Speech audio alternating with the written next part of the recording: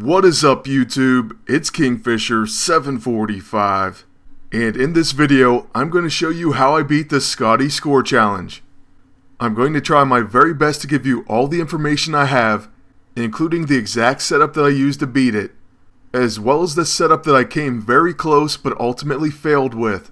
The reason that I'm setting this video up like this is because I feel like this score challenge is meant to be a close call. That's not to say that somewhere down the line we don't smash that 82,000 mark and maybe even break 100k, but for now I can tell you in my experience it does end up being quite close. Then another thing I want to mention is there's going to be multiple ways to achieve this goal, and by that I mean there's no one team up that you have to use. Alright, so as we get into this one, I just want to remind you the characters you need for deploy are Agent Venom, Spiral, and X-23. You will need to complete all the deploys, all the normal threats, and the end boss. Once you do this, like always, the epic boss will appear. Now the default team up is going to be with Wonder Man, but you do not have to use him in this fight. I first started out by using Iron Man and War Machine, and I did finish right around 81,000 and some change. However, I did not get the Quartermaster bonus, and that may have cost me. So anyways, what I ended up deciding on for this attempt was Iron Man and Rescue. And yes, I know Iron Man's Unibeam was nerfed, and this does make the challenge harder, but you can still complete it by using him. Now as far as their ISO 8, I was actually using this exact setup. For Rescue's normal ISO 8, I was using all sturdy, that's health and defense. Although I don't think this is that important in this fight. She's basically only there for support and score. Then I'm using the quick and powered ISO 8 for snappy service, and the sympathetic E-ISO for generosity. Buff abilities grant a small HP boost. Lastly, I'm using the gracious augmented ISO on her level 2 and level 6, and then I do have her custom A-ISO on her level 9, though I don't think it's that crucial. Then just before we get to Iron Man's setup, I do want to point out that we do waste a chrono accelerator. Now the funny thing about this is, like I said, I fell just short in the attempt before this, and I felt like it was because I didn't get the Quartermaster bonus.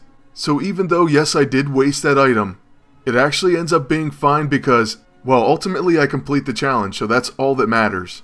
Then on Iron Man's turn, I'm going to use the Unibeam on the bottom target. So with him, the most important thing I believe on his setup is to increase the damage on your Unibeam, and for his normal ISO setup you can actually stack attack ISO.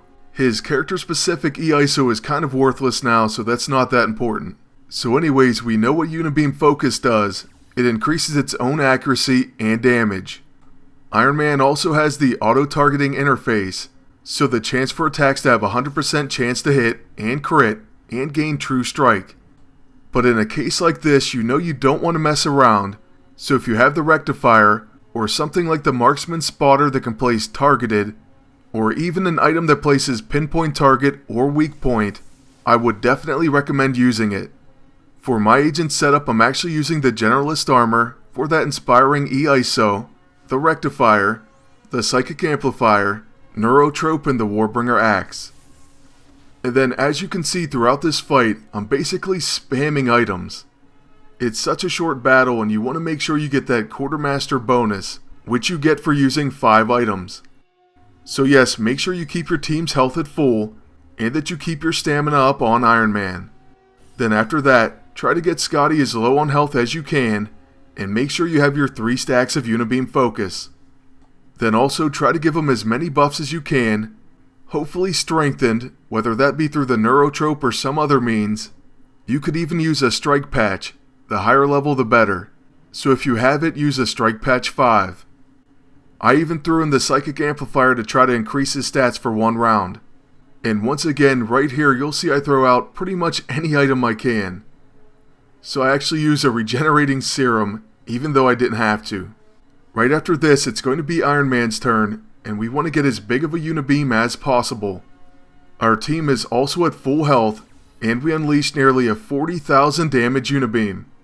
By the way, even with all that, we barely get it.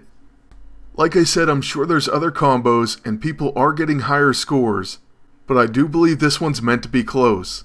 Even with that being said, I'm sure someday we'll end up blowing 82,000 away, and we'll end up with something like a 100,000 score. At least that's what always seems to happen with these score challenges. For now, I do hope I provided you with enough information to help you beat it, and I wish you the best of luck. This was the final thing I needed to complete Chapter 7, and so I got 10 gold, and then I'm actually going to get another gold and CP reward as well. And finally, the ultimate prize. That's going to be Luke Cage's alternate, Null, the Breaker of Worlds. When you unlock him, you will get a Bruiser and Scrapper form, and trust me, I cannot wait to use him in PvP, and I'll definitely be making videos on him. I also have 4 more heroics to go, another epic boss, and plenty more Chapter 7 videos to come.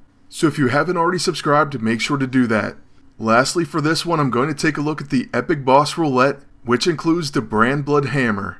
This weapon causes soul fire, and also grants yourself molten blood. Fire and energy attacks will heal instead of harming. And we all know how annoying those demons are that have this. So I think it actually does have some promise, and could really hurt against certain characters. For example, Pepsi Can War Machine, because I hate facing those demons with him. But of course, we only win the ISO 8. Oh, and the other thing that you can win is an augmented ISO 8. It's the Enduring A-ISO, which gives Wonders Never Cease, Ceaseless. Molecular reconstruction now lasts an additional round and cannot be removed. But that is a repeat for Wonder Man. So yes, it's the same as you win from the regular boss. I guess the good news is it gives us 2 chances at it. And that is going to be it for this video. I would like to thank you all for watching and ask you to please like, comment, and subscribe. And until next time, good luck and take care.